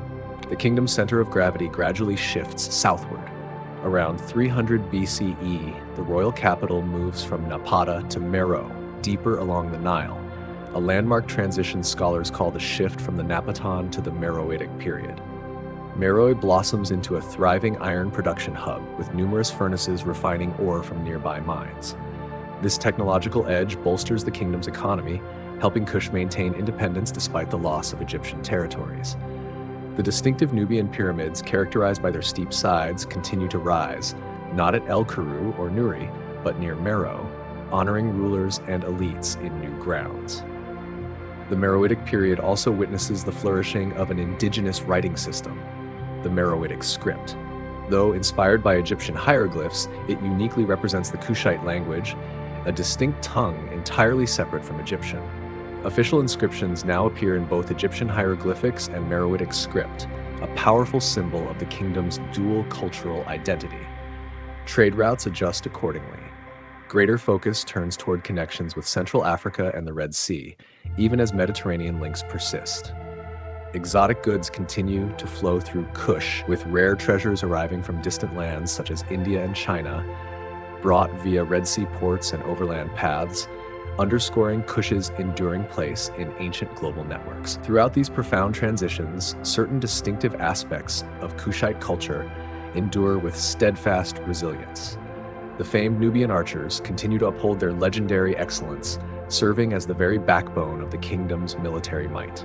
Their skill with the bow remains unmatched, a living testament to generations of disciplined mastery. Pottery styles persist in bearing the intricate decorative patterns that proclaim their Nubian origin, designs that tell stories of identity, craftsmanship, and heritage. Religious syncretism, the delicate blending of Egyptian beliefs with indigenous traditions, remains a defining feature of Kushite culture. This fusion creates a spiritual tapestry unique to the kingdom, weaving together gods, rituals, and symbols from diverse origins into a cohesive whole. Perhaps most profoundly, the memory of the 25th dynasty, when Kushite kings ruled as pharaohs of Egypt, continues to provide powerful ideological legitimacy for the royal line, even centuries after their retreat from Egypt. Kushite rulers proudly portray themselves adorned with the double crown and other symbols of Egyptian kingship, asserting their rightful claim as heirs to an ancient and sacred tradition. For the ordinary people, these grand political narratives might seem distant, overshadowed by the immediacy of agriculture, family, and local community life. Yet, the cultural pride born from the era of the Black Pharaohs permeates every layer of society, reinforcing a collective Kushite identity and a sense of historical importance that sustains the kingdom through countless challenges. This remarkable civilization endures for centuries after the 25th dynasty's conclusion, with the kingdom of Kush remaining independent until around the 4th century CE. Eventually, shifting trade routes, resource depletion, and mounting pressure from the rising kingdom of Aksum in Ethiopia contribute to Kush's decline. Yet the legacy of Kush, especially the extraordinary period when Nubian kings ruled as Egypt's 25th dynasty, transcends the political lifespan of the kingdom.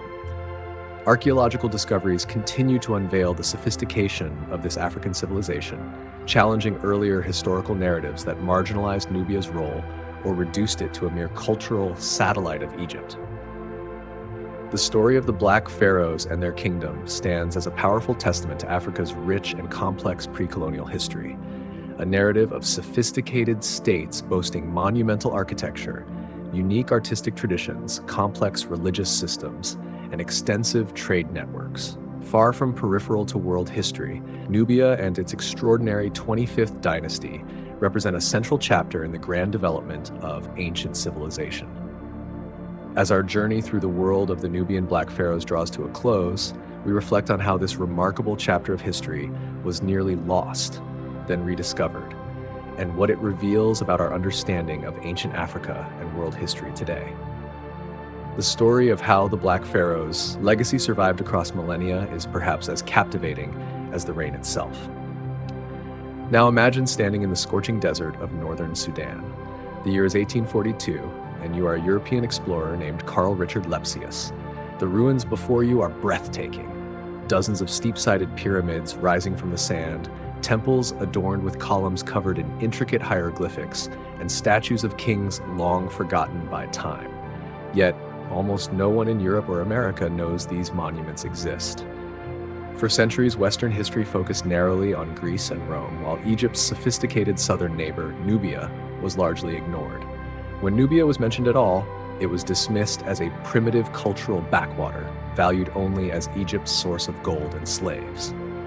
This narrative, however, was deeply flawed, a truth that early archaeologists like Lepsius began to uncover. The pyramids at El Kuru, Nuri, and Meroe were no mere echoes or poor imitations of Egyptian architecture. They were bold expressions of a distinct and sophisticated civilization, rich with its own traditions and achievements. The inscriptions uncovered revealed rulers who not only governed Nubia, but had also conquered and ruled Egypt itself as the 25th dynasty. Why then had this history been so thoroughly erased from Western accounts? Part of the answer lies in ancient politics. When the Assyrians expelled the Kushite rulers from Egypt, they sought to obliterate all traces of the 25th dynasty, destroying statues and monuments. Successive Egyptian pharaohs of the 26th dynasty continued this erasure, deliberately defacing or appropriating Kushite monuments and inscriptions. Yet a deeper reason ties to modern prejudices. When European scholars began systematically studying ancient Egypt in the 18th and 19th centuries, many felt discomfort confronting evidence of sophisticated Black African civilizations that had ruled Egypt. Such revelations clashed with racial theories designed to justify European colonialism and the transatlantic slave trade.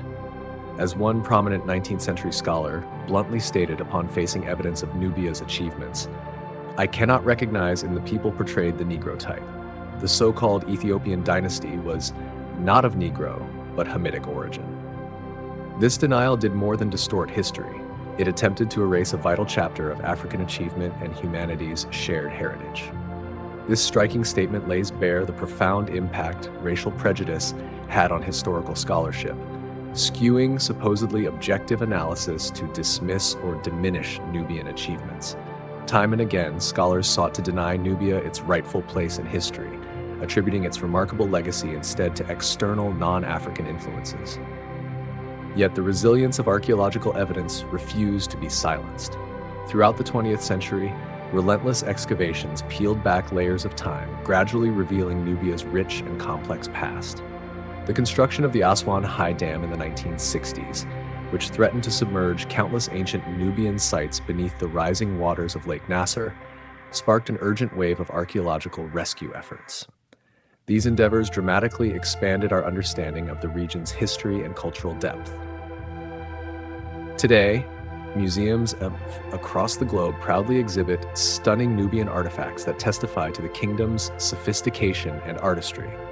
The Museum of Fine Arts in Boston preserves one of the largest collections of Nubian treasures outside Africa: magnificent jewelry, exquisite sculptures, and pottery from the 25th dynasty.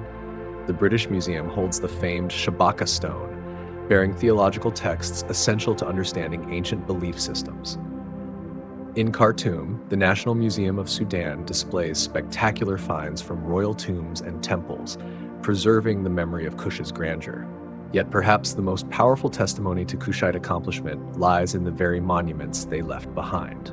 Despite thousands of years weathering harsh elements, pillaging, and intentional destruction, the pyramids at El Kuru, Nuri, and Meroe still stand sentinel in the Sudanese desert.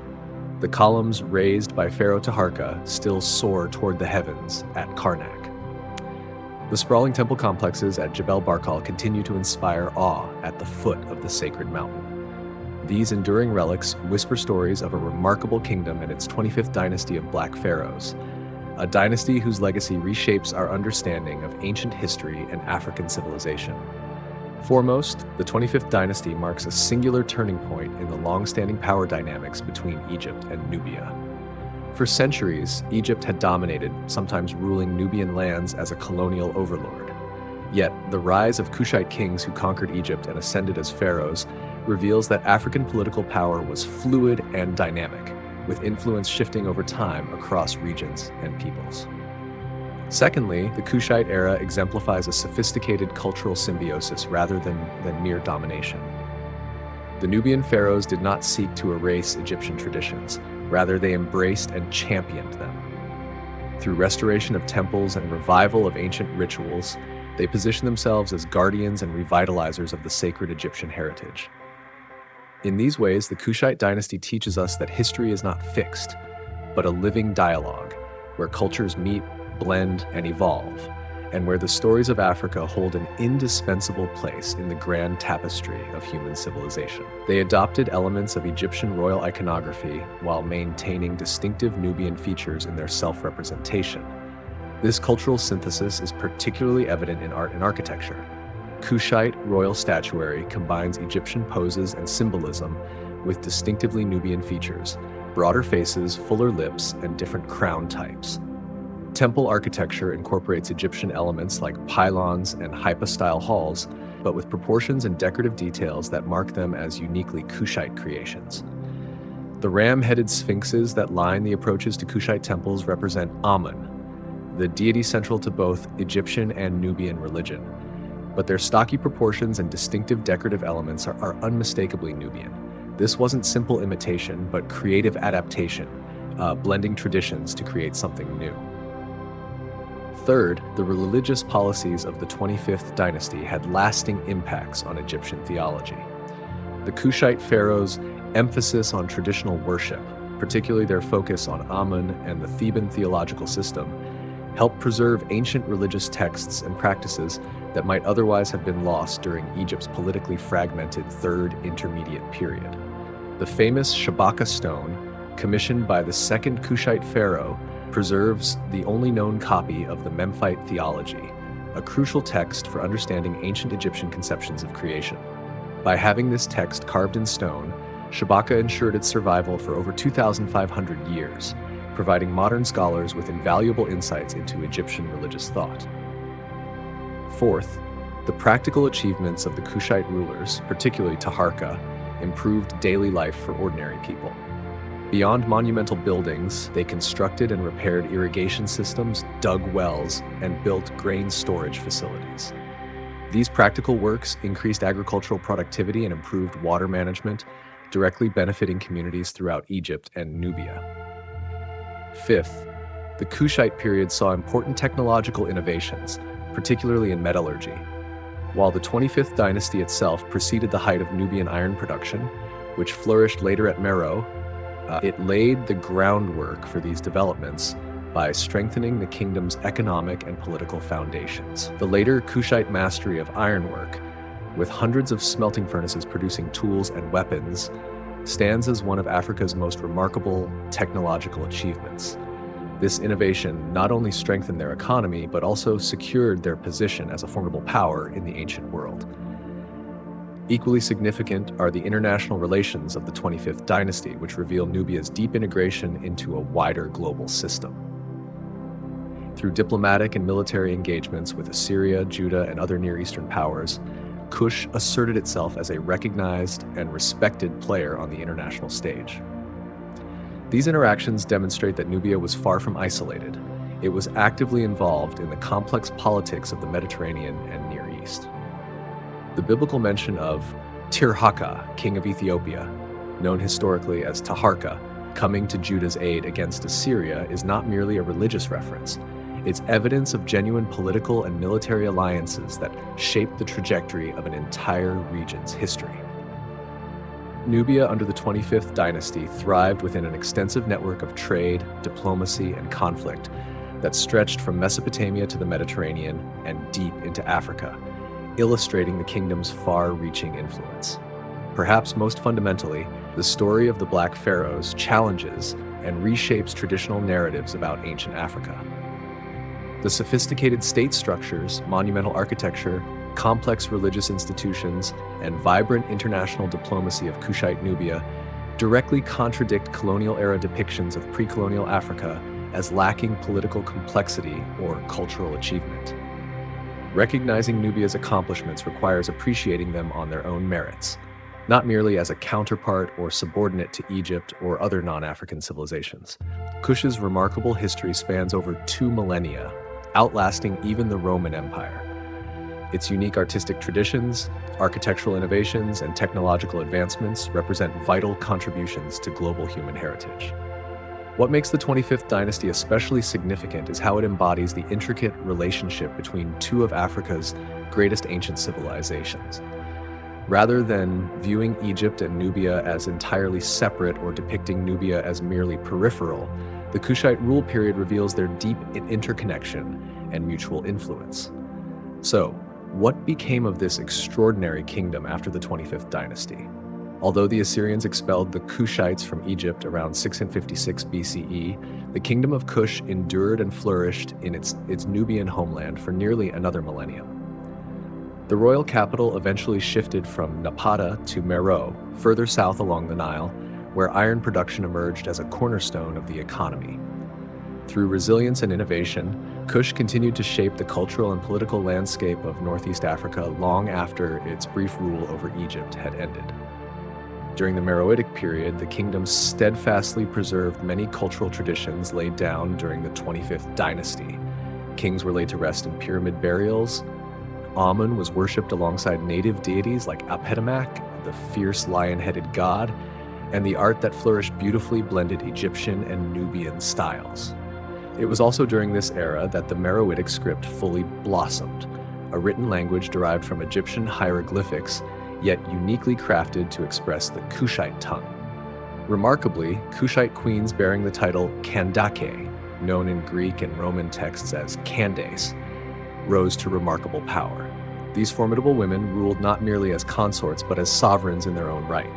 They commanded armies and steered delicate diplomacy, including one queen who famously negotiated with representatives of Augustus Caesar around 21 BCE, securing terms favorable to Kush after military confrontation. Though the kingdom waned in the 4th century CE, brought low by shifting trade routes, environmental strains from iron production, and mounting pressure from the burgeoning kingdom of Aksum, modern-day Ethiopia, the spirit of Kush endured. Its cultural legacy lived on in the Christian kingdoms that rose in Nubia, preserving artistic and architectural traditions shaped by their Kushite heritage. Reflecting on the legacy of the Nubian 25th dynasty and Kushite civilization reveals profound lessons still relevant today. First, the tale of the Black Pharaohs reminds us that history defies simple narratives or straight lines. Power shifts, cultures merge, and innovation often springs from unexpected intersections. The old story of Egypt's dominance and Nubia's marginality overlooks the richer truth. Nubian rulers once governed Egypt, contributing deeply to a shared cultural heritage. Second, the rediscovery of Nubia's achievements exposes how historical accounts can be skewed by modern prejudices. Earlier Western scholarship's tendency to downplay Kushite accomplishments wasn't accidental, but tied to colonial-era racial biases, uncomfortable with recognizing advanced African civilizations. Acknowledging these blind spots allows us to ask more honest and nuanced historical questions. Third, the cultural blending embodied by the Kushite pharaohs offers a powerful example of integration. They embraced external influences without relinquishing their identity. Their rule synthesized Egyptian traditions with Nubian uniqueness, reflecting in their portrayal and governance. This balance between adaptation and preservation forged a resilient kingdom, one whose echoes still resonate through history. This selective adaptation allowed them to function effectively within Egyptian contexts while preserving their own cultural identity. Fourth, the 25th dynasty's deep commitment to restoration and preservation, rebuilding temples, recording ancient texts, and reviving traditional practices, reflects a profound respect for history, one that echoes today's concerns about cultural heritage. By deliberately casting themselves as guardians of tradition, the Nubian pharaohs not only legitimized their reign, but also safeguarded the transmission of knowledge that might otherwise have been lost to time. Fifth, the tangible achievements of rulers like Taharqa remind us that even in societies where kings claim divine status, effective leadership hinged on meeting the everyday needs of the people.